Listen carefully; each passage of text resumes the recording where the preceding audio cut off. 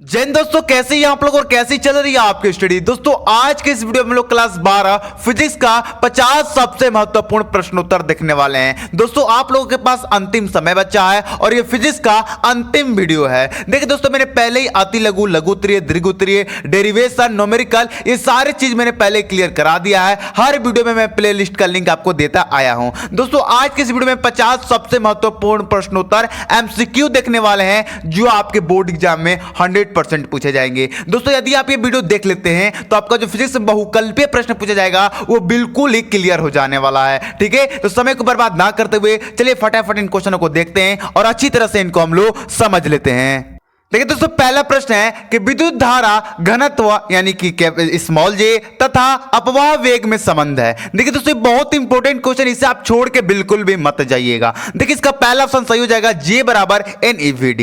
देखिए दोस्तों, कल हमने एक वीडियो अपलोड किया था जिसमें आप लोगों को 40 मोस्ट इंपॉर्टेंट एमसीक्यू बताया था और फिर हमने आज सुबह में एक वीडियो अपलोड किया, इसमें टोटल 22 मोस्ट इंपॉर्टेंट एमसीक्यू मैंने बताया है। दोस्तों यदि आपने वो दोनों वीडियो नहीं देखा है तो जल्दी से जाकर उनको देख लीजिए ये वीडियो देखने के बाद, क्योंकि वो भी दोनों वीडियो काफी ज्यादा इंपॉर्टेंट है। दोनों वीडियो का लिंक मैं डिस्क्रिप्शन में दे दूंगा, पार्ट 1 करके और पार्ट 2 करके, तो जाके जरूर देख लीजिएगा। ठीक है, चलिए दूसरा प्रश्न है कि लेंज का नियम किसके संरक्षण नियम के अनुरूप उत्पन्न होता है। तो देखिए इसका राइट ऑप्शन बात हो जाएगा दूसरा, ऊर्जा। क्लियर है। देखिए मैं समय बिल्कुल भी बर्बाद नहीं करूंगा, डायरेक्ट क्वेश्चन पढ़ूंगा और डायरेक्ट उसका आंसर मैं आपको बताऊंगा। जो क्वेश्चन आपको याद नहीं है उसे अच्छी तरह से तैयार कर लीजिए, क्योंकि अंतिम समय है, इसके बाद आपको अब मौका नहीं मिलने वाला है। ठीक है, देखिए उत्तल लेंस की फोकस दूरी अधिकतम है किसमें है, नीले रंग के लिए। पहला ऑप्शन इसका बिल्कुल ही सही हो जाएगा। ठीक है, चौथा प्रश्न है कि किस गतिमान कण से संबंध द्विब्राह्मणिक तरंग के तरंग दैर्ध्य निर्भर नहीं करती है। नहीं यहां पर लिखना चाहिए, मैं नहीं लिख पाया इसलिए यहां पर लिख दिया,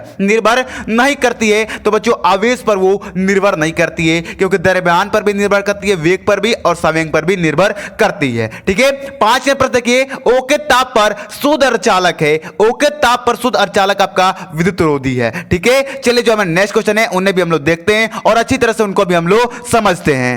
6 नंबर प्रश्न है कि वैद्युतशीलता जिसे आप एप्सिलॉन नॉट बोलते हो का SI मात्रक है। देखिए इसका पहला ऑप्शन बिल्कुल ही सही हो जाएगा, कूलाम स्क्वायर प्रति न्यूटन माइनस मीटर स्क्वायर। ठीक है, देखिए काफी क्वेश्चन आपको याद भी होंगे, प्रैक्टिस कर लीजिए। जो क्वेश्चन नहीं याद है उससे आप लोग रट्टा मार लीजिए और वो दोनों वीडियो जरूर देखिएगा, पार्ट 1 और पार्ट 2 वीडियो मैंने दोनों का लिंक डिस्क्रिप्शन में दे दिया है। उन दोनों को वीडियो वो भी देख लीजिए और ये वीडियो देख लीजिए, आपका बहुकल्य प्रश्न पूरा क्लियर हो जाएगा। अति लघु, लघुत्तरीय, डेरिवेशन, ये सारी चीज मैंने पहले करा दिया है और उस सब का भी लिंक डिस्क्रिप्शन में ही मिल जाएगा। क्लियर है। चलिए 7 प्रश्न है कि विद्युत क्षेत्र का मात्रक है। विद्युत क्षेत्र का मात्रक बच्चों न्यूटन प्रति कूलाम है। क्लियर है। वैद्युत फलकस का मात्रक है तो वैद्युत फलकस का मात्रक आपका वोल्ट माइनस मीटर हो जाएगा। चलिए आगे देखिए 9 प्रश्न है कि विद्युत क्षेत्र में आघूर्ण वाले दीर्घों पर लगने वाला बल आघूर्ण है, तो इसका तीसरा ऑप्शन सही हो जाएगा, P वेक्टर गुणे E वेक्टर। क्लियर है। चलिए 10 प्रश्न देखिए, वैद्युत विभव का मात्रक है। तो देखिए वैद्युत विभव का मात्रक होता है जूल प्रति कूलाम। देखिए अगर आपको सूत्र याद है ना तो आप अपने से मात्रक भी निकाल सकते हैं। जैसे वैद्युत विभव क्या होता है, V बराबर क्या होता है, W बटे Q। W यानी क्या होता है, कार्य। Q यानी क्या होता है, आपका आवेश। तो कार्य का मात्रक क्या होता है, जूल, और आवेश का मात्रक क्या होता है, कूलाम। तो जूल प्रति कूलाम आप सूत्र से भी मात्रक निकाल सकते हैं। और देखिए दोस्तों, मैं आज आपको बता देता हूं कि जो आपका एमसीक्यू पूछा जाएगा फिजिक्स में, उसमें 2 क्वेश्चन तो तय है कि आएंगे ही आएंगे। पहला न्यूमेरिकल, एक ना एक न्यूमेरिकल जरूर आएगा, एक ना एक न्यूमेरिकल जरूर आएगा, और दूसरा है मात्रक। किसी ना किसी का मात्रक आपसे जरूर पूछा जाएगा। ये दोनों जरूर आपके एग्जाम में आएगा, क्योंकि हर साल आता है। ठीक है, चलिए दोस्तों जो हमारा नेक्स्ट क्वेश्चन है उससे भी हम लोग देखते हैं और अच्छी तरह से उनको भी समझ लेते हैं। 11वां प्रश्न है कि निम्नलिखित में से धारिता का मात्रक कौन सा है। तो देखिए कूलाम प्रति वोल्ट है। ठीक है, चलिए आप लोग कूलाम प्रति वोल्टा मत मारिएगा, वोल्टा नहीं होता है पर वोल्ट होता है। क्लियर है। चलिए देखिए 12वां प्रश्न है कि वायु में रखे दो धन आवेशों के मध्य पर वैद्युत पदार्थ रख देने पर इनके बीच प्रतिकर्षण बल का मान क्या होगा, बढ़ जाएगा, घट जाएगा, वही रहेगा, या शून्य होगा तो घट जाएगा। क्लियर है। चलिए आगे देखिए 13वां प्रश्न है कि 100 माइक्रोफैराड धारिता वाले संधारित्र को 10 वोल्ट तक आवेशित करने पर उसमें संचित ऊर्जा होगी। देखिए एक प्रकार का न्यूमेरिकल है और बहुत इंपॉर्टेंट न्यूमेरिकल, अभी मैंने आपको बताया एक ना एक न्यूमेरिकल जरूर पूछा जाएगा। यदि आपने 1 से लेकर 14 चैप्टर तक के सभी सूत्र याद कर लिए तो आपका न्यूमेरिकल में कोई भी दिक्कत नहीं होने वाला है। ठीक है, देखिए सॉल्व कैसे करेंगे, मैं सॉल्व करके पहले से रखा हूं। आपका मैं मान दिया है संधारित्र का C का मान दिया है 100 माइक्रोफैरेड। ठीक है, इस माइक्रोफैरेड से इसको हम फैरेड में बदल लेंगे तो 100 गुणे 10 के पावर -6 से हम गुणा करेंगे। ठीक है, अब देखिए यहां पर आपका काची का मान दिया और देख लीजिए यहां पर V यानी 10 वोल्ट दिया है, V का मान यहां पर दिया है। ज्ञात क्या करना है, संचित ऊर्जा ज्ञात करना है, यानी कि U का मान ज्ञात करना है। U बराबर होता है 1/2 CV²। मान रख दीजिए बच्चों, अगर मान रखेंगे तो आपका आएगा 5.0 गुणे 10 के पावर -3 जूल। तो देखिए यहां पर है क्या, हाँ देखिए 5.0 गुणे 10 के पावर -3 जूल, इसका पहला ऑप्शन बिल्कुल सही हो जाएगा। तो दोस्तों आपको इस प्रकार सोल्व करने होंगे अपने एग्जाम में न्यूमेरिकल। ठीक है, तो अगर आपने सूत्र तैयार कर लिए तो न्यूमेरिकल में कोई भी आपको दिक्कत यहां पर नहीं होने वाला है। ठीक है, तो चलिए दोस्तों जो हमारा नेक्स्ट क्वेश्चन है उन्हें भी हम लोग देख लेते हैं। 14वां प्रश्न है कि एक बेलनाकार चालक की प्रतिरोधकता पर विशिष्ट चालकता का गुणनफल निर्भर करता है तापक्रम पर। देखिए इसका पहला ऑप्शन ही सही हो जाएगा, तापक्रम पर ही। ठीक है, चलिए 15 पर देखिए 50 ओम प्रतिरोध के धात्विक तार को खींचकर उसकी लंबाई दोगुनी कर देते हैं, उसका नया प्रतिरोध है। देखिए एक प्रकार का न्यूमेरिकल है, मैंने अभी आपसे बोला कि न्यूमेरिकल इज वेस्ट इंपॉर्टेंट। ठीक है, देखिए इसे सॉल्व कैसे करेंगे, सबसे पहले मान लिख दीजिए क्या क्या दिया है। आर का मान दिया है 50 ओम। ठीक है, और क्या क्या ज्ञात करने के लिए कह रहा है, नया प्रतिरोध यानी कि आर डैश ज्ञात करने के लिए कहा जा रहा है। तो आर डैश बराबर होता है n स्क्वायर बटे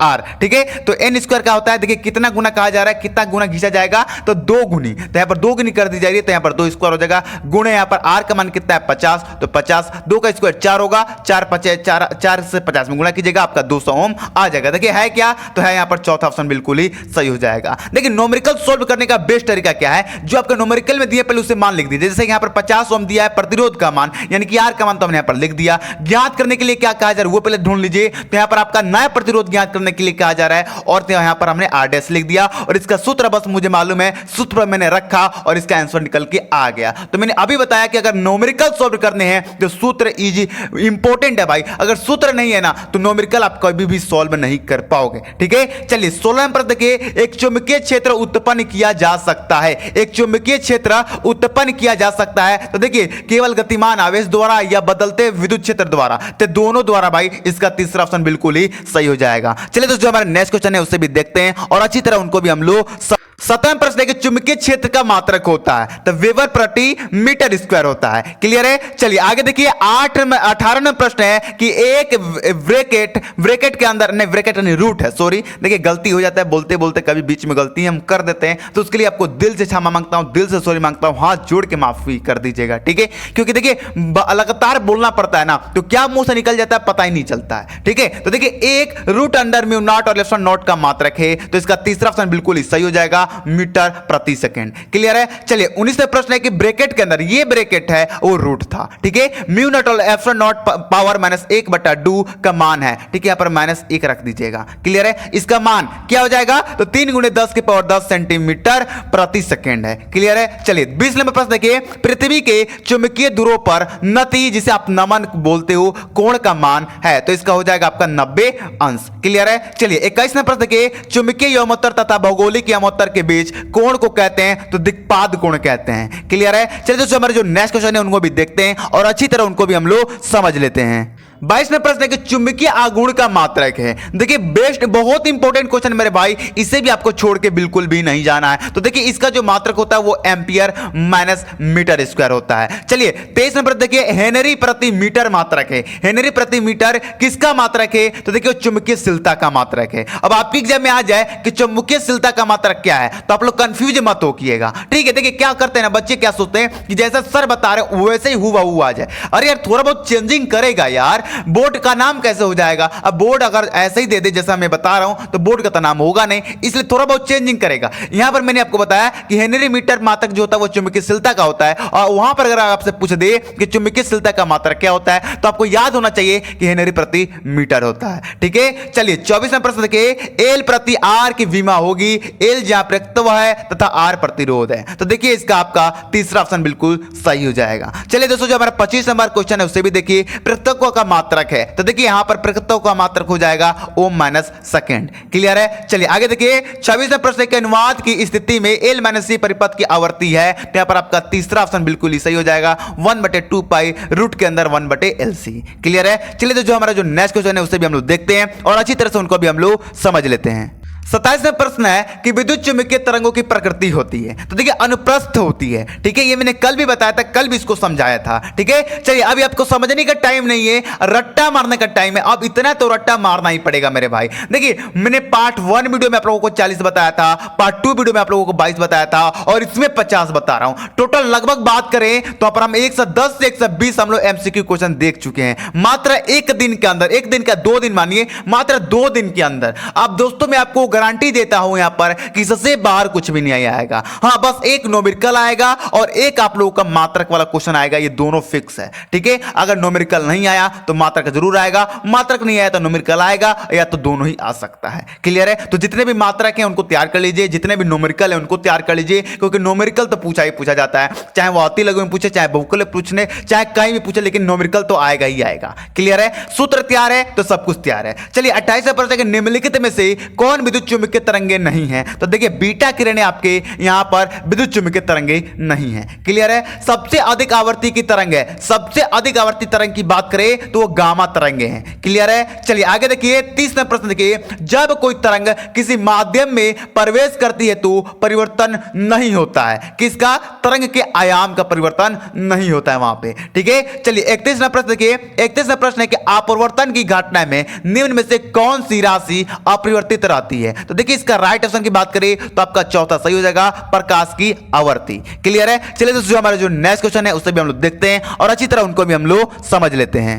32वां प्रश्न है कि वायु में प्रकाश की चाल 3 × 10 के पावर कितना है? 10 के पावर 8 मीटर प्रति सेकंड है। ठीक है, 1.5 आवर्तनांक वाले कांच में प्रकाश की चाल होगी। बहुत इजी न्यूमेरिकल है दोस्तों, ये हम क्लास 10वीं से करते आ रहे हैं। सबसे पहले क्या है, पहले देख लीजिए मान क्या दिया है, पर वायु प्रकाश की चाल दिया है, अवर्तनांक दिया है और पुश क्या रहा है, कांच में प्रकाश की चाल। तो हम डायरेक्ट क्या कर देंगे, 3 × 10 के पावर 8 प्रति 1.5 से 3 कट जाएगा 2.0 में। ठीक है, तो आपका आंसर मिल जाएगा 2.0 × 10 के पावर 8 मीटर प्रति सेकंड। देखिए तो है क्या है, देखिए यहां पर 2.0 × 10 के पावर 8 मीटर प्रति सेकंड, इसका दूसरा ऑप्शन बिल्कुल ही सही हो जाएगा। ठीक है, देखिए मैं आशा करता हूं ना कि काफी छात्रों के सारे क्वेश्चन ही याद होंगे। इसमें इक्का दुक्का कोई क्वेश्चन होगा जो किसी को नहीं याद होगा, नहीं तो सारे के सारे क्वेश्चन आपको याद होंगे, क्योंकि सारे के सारे क्वेश्चन इंपॉर्टेंट है। ठीक है, 33वां प्रश्न है कि प्रिज्म से गुजरने पर निम्नलिखित में से किस रंग के प्रकाश का विचरण अधिकतम होगा? अरे मेरे भाई बैगनी रंग का।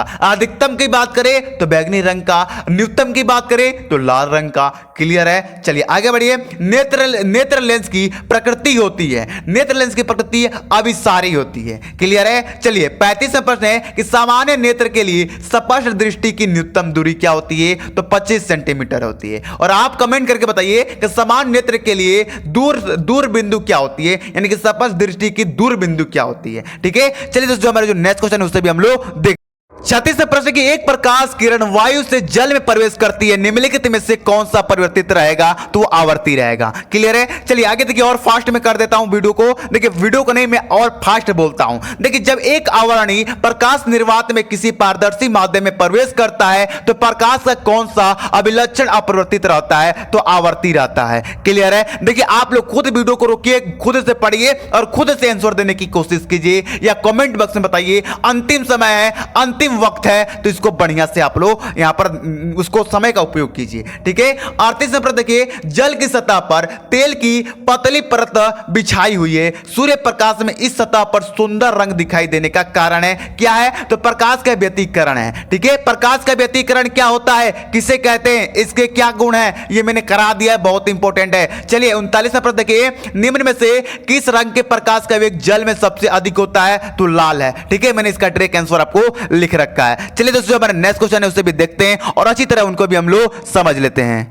40वां प्रश्न है कि डॉपलर प्रभाव निर्मित होता है यदि, क्या इसका राइट ऑप्शन क्या हो जाएगा, इसका तीसरा हो जाएगा स्रोत गतिशील हो या संसूचक गतिशील हो, ये दोनों होंगे तभी आपका डॉपलर प्रभाव निर्मित होता है। क्लियर है। चलिए 41वां प्रश्न है कि निम्नलिखित कण एक ही वेग से गतिमान है, अधिकतम द्विपरागली तरंगदैर्घ्य वाला कण है। तो देखिए इसका राइट ऑप्शन हो जाएगा इलेक्ट्रॉन, पहला ऑप्शन इसका बिल्कुल ही राइट हो जाएगा। ठीक है। चलिए 42वां प्रश्न है कि यदि किसी कण का संवेग दुगुना कर दिया जाए तो इसकी द्विपरागली तरंगदैर्घ्य होगी तो आधी हो जाएगी। ठीक है कि यदि किसी कण को आप संवेग का दुगुना कर दिएंगे तो उसका जो द्विपरागली तरंगदैर्घ्य होगी वो क्या हो जाएगी, आधी हो जाएगी। देखिए दोस्तों मैं इतना जल्दी जल्दी क्यों करा रहा हूं, क्योंकि आपके पास टाइम तो है नहीं, आप एक वीडियो पर ज्यादा समय दे नहीं सकते हैं, इसलिए मैं जल्दी जल्दी करा रहा हूं। ये आपको क्वेश्चन भी प्रोवाइड हो जाएगा, आंसर भी प्रोवाइड हो जाएगा और इस तरह आपका रिवीजन भी हो जाएगा। तो दोस्तों देखिए इतना बोलना पड़ रहा है, मेरा जो कंठ है वो सूख रहा है। ठीक है तो आप लोग लाइक इसके लिए कर दीजिए, आप ही लोग के लिए मेहनत किया जा रहा है। ठीक है लाइक करके और चैनल को सब्सक्राइब कर दीजिए, क्योंकि फिजिक्स के बाद केमिस्ट्री का भी ऐसा ही भरपूर तैयारी कराया जाएगा। फिजिक्स का एक दिन का समय मिला था इसलिए ज्यादा तैयारी नहीं हो पाया, लेकिन केमिस्ट्री का मैं जोरदार एकदम शानदार तैयारी कराऊंगा। ठीक है। 43वां प्रश्न है कि फोटॉन का विराम द्रव्यमान होता है, तो देखिए इसका आपका दूसरा ऑप्शन बिल्कुल ही सही हो जाएगा, hv/c²। क्लियर है। चलिए दोस्तों मैं जो नेक्स्ट क्वेश्चन है उससे भी हम लोग देखते हैं और अच्छी तरह भी उनको हम लोग समझ लेते हैं। देखिए दोस्तों जो 44वां प्रश्न है कि एक हाइड्रोजन परमाणु को आयनिक करने के लिए आवश्यक न्यूनतम ऊर्जा है क्या बच्चों, तो देखिए यहां पर आपका इसका तीसरा ऑप्शन बिल्कुल सही हो जाएगा, 13.6 eV। क्लियर है। चलिए 45वां प्रश्न देखिए हाइड्रोजन परमाणु की आयन ऊर्जा का मान होता है, शून्य होता है। ठीक है। कई ऐसे बच्चे हैं ना जो 13.6 जूल मार देते हैं, लेकिन ये गलत ऑप्शन है, इसका राइट ऑप्शन आपका शून्य होगा। अगर ये आपके एग्जाम में आता है तो आप लोग चौथा ऑप्शन इसका बिल्कुल ही सही कर दीजिएगा। ठीक है। 46वां प्रश्न कि 1 mU के तुल्य ऊर्जा है, तो देखिए मैंने कई बार आपको बताया कि 9 से 31 MeV होता है। देखिए 9 से 13 मत मारिएगा, क्योंकि कई बच्चे 9 से 13 यहां पर मारते हैं, लेकिन यहां पर आपको 9 से 31 MeV मारना है। ठीक है। चलिए आगे देखिए 27वां प्रश्न कि दो परमाणुओं के परमाणु क्रमांक समान परंतु परमाणु द्रव्यमान भिन्न है, वे होंगे। देखिए दो परमाणु है लेकिन परमाणु क्रमांक समान है, लेकिन उनका जो परमाणु द्रव्यमान है वो भिन्न है, तो क्या हो जाएंगे, समस्थानिक हो जाएंगे। क्लियर है। चलिए आप कमेंट करके ये बताइए कि दो परमाणु क्रमांक भी उनका समान है और साथ में उनका परमाणु द्रव्यमान भी समान है, तो क्या होगा वो। ठीक है। चलिए 48वां प्रश्न देखिए सूर्य की विकिरण ऊर्जा का सूत्र है, तो आपका नाभिकीय संलयन है। चलिए 2 क्वेश्चन और बच्चे उनको भी देखते हैं और वीडियो को हम लोग एंड करते हैं। 49वें प्रश्न के अर्धचालकों में विद्युत चालन होता है, तो इसका तीसरा ऑप्शन बिल्कुल सही हो जाएगा, काटरों तथा इलेक्ट्रॉनों से। क्लियर है। देखिए 50वें प्रश्न के OR गेट में एक निवेश 0 है एवं दूसरा 1 है, तो निर्गत होगा तो 1 होगा। क्लियर है। तो दोस्तों हमने 50 मोस्ट इंपोर्टेंट MCQ क्वेश्चन देख लिया और यहां पर हमने इसका श्रृंखला पार कर दिया। देखिए दोस्तों आप लोग पेपर देख के आइएगा, कमेंट करके बताइएगा कि आप लोगों का पेपर कैसा गया है। देखिए दोस्तों कई ऐसे छात्र हैं पेपर देख के आते हैं और कमेंट में गाली गलौज करने लगते हैं, यानी कुछ गलत बोलने लगते हैं। देखिए दोस्तों हम लोग पेपर छापने वाले टीचर नहीं हैं। ठीक है। हम लोग देखिए जो बताते हैं 100% वो आता है। देखिए कभी कभी ऐसा होता है कि सेट बदल जाता है, थोड़ा हार्ड आ जाता है। देखिए बायोलॉजी का पेपर हुआ, उसमें 7 सेट बने थे, जिसमें पांचों के पांचों सेट मेरे ही बताए हुए से आए थे, लेकिन 2 सेट वहां पर थोड़ा बहुत चेंजिंग कर दिया गया था। ठीक है। तो दोस्तों मैं निवेदन करूंगा, मैं प्रार्थना यही करूंगा कि आप लोग का जो फिजिक्स का सेट बने वो अच्छा बने। ठीक है। और आप लोगों का एग्जाम बहुत अच्छे से हो। हम आपका दुश्मन नहीं है यार, हम आप लोगों का एक फैमिली के रूप में हैं और हम आपका भला ही चाहते हैं। भगवान करे कि ये भगवान आप लोगों का जो परीक्षा है, जो आप लोगों का फिजिक्स का पेपर है वो अच्छा हो। ठीक है। चलिए दोस्तों मिलते हैं आपको अगले वीडियो में। जय हिंद जय भारत।